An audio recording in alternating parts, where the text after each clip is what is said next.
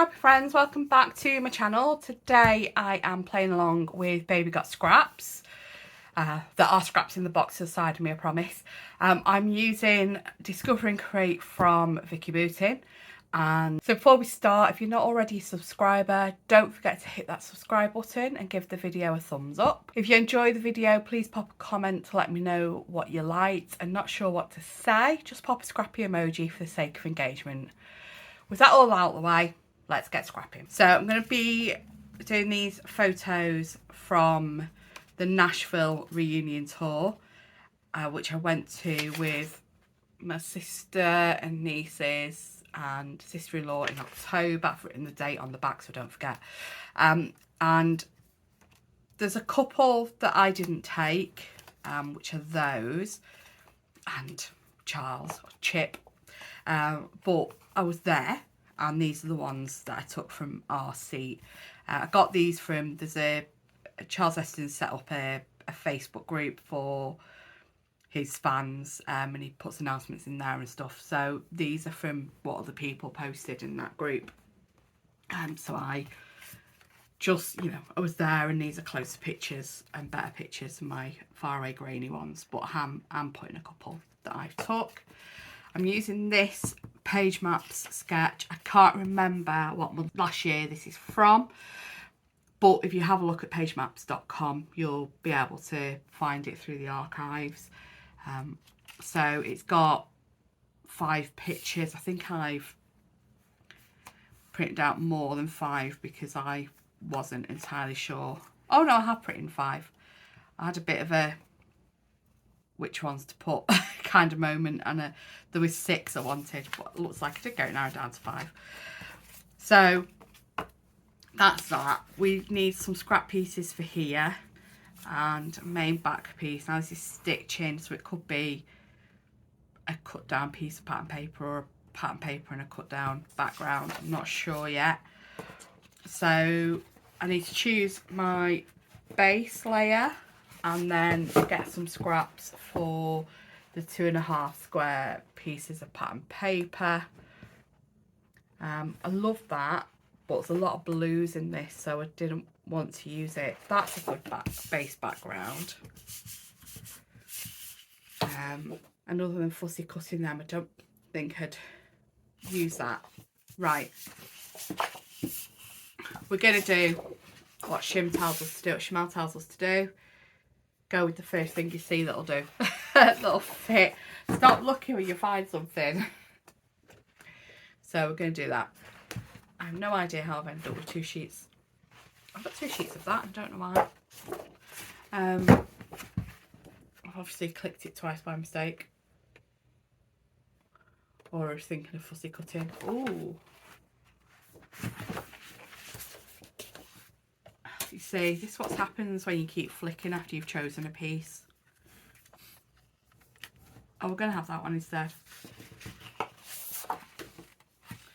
That's the B-side of that one, which is also awesome. Okay, so we're going to have that. Let's get the scrap pile out. So I'm not quite sure what I've got in here that will do. Might not have enough scraps from this. I don't have the 6x8 paper pad either. Ooh. Let's get you on fast forward and let's see what I do, what I come up with. So I've picked some papers from the scrap box and then decide I actually want to have a white background in the middle of this. So I'm just taking off the branding strip and then I gut the middle. And I use the middle as one of my or 2 of my scraps for the squares as well. So I'm just lining the paper up to 1 inch on the trimmer and then cutting down, starting at 1, finishing at 11, and just taking this 10-inch square out of the middle to use those papers still. I then get a white piece of cardstock and I just trim 1/2 inch off 2 sides. We've got a 1/4 inch border all the way around the page, so I get that stuck down, and then from there I look at the photos. Now the photos were printed to 2.5 inch, but I put this border around them, and because they're going on a white background, the border doesn't really do much for them. And it also makes cutting my 2.5 inch squares from the scraps easier. If the photos are actually 2.5 inch, I'm not then trying to measure a funny size for the squares of scraps. So I've trimmed down the photos all to 2.5 inch, took the white border off, and now trimming 2.5 inch squares from the scraps. So you can see there the front and the reverse of the background piece that I've used for the layout. Just having a look on the back to see what journal cards from the back I might not use to then have a 2.5 inch square from that orange piece. I was a bit concerned about putting the orange on because it then means that there's not really anything of that colour on there. There's the red on one of the photos, but it means that some of the ephemera that's coming on the left hand side, or depending on where that square ends up, the opposite side needs to have orange in it. So I'm just moving the photos around because I want to make sure that with the photos they are looking into the layout. So I've put the photos on the opposite side to the sketch to make sure I do get that. I've then pulling out this chipboard piece. Now the chipboard in this set in Discover and Create is not as thick, not as deep as the chipboard pieces in Vicky's other collections. It makes it a lot more usable, I found, and you're not having to like strip a layer off, so it's not giving too much bulk to your page. It also means that what I do next, where I'm layering these arrows up, so I'm putting all the pieces away in the box and then realise, oh, I wanted to use these arrows. So thankfully they were left on the plates and putting everything out, which reminded me, and I've pulled the arrows out. This is where I'm putting in the orange ephemera, the orange piece, to then have that orange going diagonal across the page, and it's not just in one point. And, putting the light blue down on the orange piece and adding a bit of yellow in, which I thought looked okay with the cream photos. Now with the 3D foam on the back of the photos, each of the photos, I think I've got a couple which has just got one layer of this 2mm deep. It's 1 inch square 3D foam, and then I've got some which has got this 1mm deep 3D foam as well. So I've got different heights, and then all the pattern paper goes flat onto the page. I just wanted different heights on the photos, which, if you've watched my channel before, you'll know it's something I like to do. I definitely wanted chip in the middle up on the highest layer. Okay, so we're here now with the postage stamp die, which I just picked up at the weekend from Hey Little Magpie, and used that with one of the pieces on the scrap piece, one of the journal card pieces from the cut apart sheet, the reverse of the orange paper, I think it was, and just used for my base for those layers and those 3 spots, same as it has on the photo on the sketch. So I really liked that detail, so I want to keep it in. It also grounds those embellishment clusters. So everything's stuck down now. All the photos, I've also straightened up the background piece, which was great fun trying to get that straight. And I'm now coming in and sticking these washi stickers out the papier, papery, whatever you call it. So somebody is one day going to tell me how that's pronounced. So I'm just sticking these down. Have a bit of fun trying to get this flat. I try with sticking it on a spatula at one point and it wouldn't hold it. So I just gave up and carried on fighting.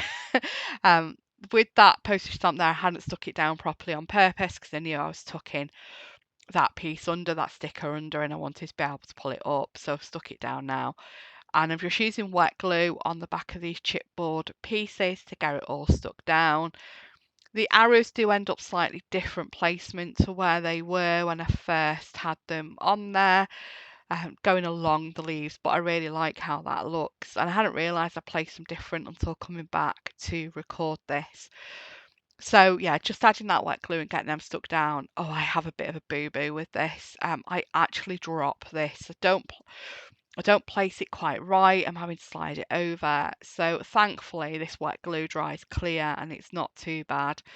I do come in with the adhesive rubber when it has dried a little bit to try and get some of that off, because it's just one of those, you can't really see it unless you know it's there, but I know it's there, so I try and get those bits of glue up where I've placed it not quite right and had to slide it along and straighten it up. So you'll see me come in with that in a minute. So going through, oh no, first of all, I am putting the lines on for the journaling. So again, this is going to the same place. There it is on the page map sketch.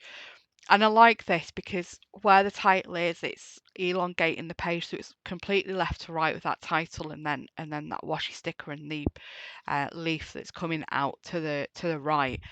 So having the journaling coming down like this, it then elongates the sketch, the layout from top to bottom, and gives it a really good balance. I do end up adding a little washi sticker underneath that right hand leaf. You'll see me do that in a minute. So just getting the Hey Little Magpie printable that Sarah's done to coordinate with this collection, and cutting one of the labels off this to add the date, which I pop over there under that washi sticker, so you can still see that the washi sticker's there. It just covers some of the loops. And then just going back, I do end up like going through everything because I'm not sure what I want to add. I wanted to add more layers, but then I don't add as much layer as I'd intended to. I am here trying to pull this banner up, and then I realise it's a whole banner, it's not individual pieces. So I cut either side of the burgundy bit, and then I'm just, layering that and you can see there it's pulling, elongating that layout down to top to bottom a little bit more, which when I do add the journaling, it just finishes that look off, and I really like it. Now I've put that piece, I need a bit of that colour elsewhere, so I've put one of the splashes just above the title, tucked under that postage stamp under the leaf, and then I get another one of the blue splashes, and I put that up on the on that middle piece. There we go. So I do go through everything, thumb through everything to see if there's anything else I want to add. So that's just a little wallet that I made, that actually Sarah made for me when we were at the crop. It just really helps with adding the sticker book and the larger sheets from the papier set. And yeah, as I said, I'm going through everything because I just want to make sure that I haven't missed anything. That, some more little art layers, some more little touches. And then with the foam stickers, they add these hearts. There is a long word I want to add, but then when I lay it down, there's like a landlocked dead space above it, which I just didn't think looked that great. And we are almost done with this layout now. Actually, I think we are done. Hello. Right, so that's it. Just a reminder of the sketch, and with all sketches, they are just a jumping off point. You don't have to stick to them exactly. I've stayed pretty much to the sketch, with the exception of moving some of the photos about, but even use the same kind of motif. So yeah, I've moved some of the photos about just to make more sense with what direction they're facing.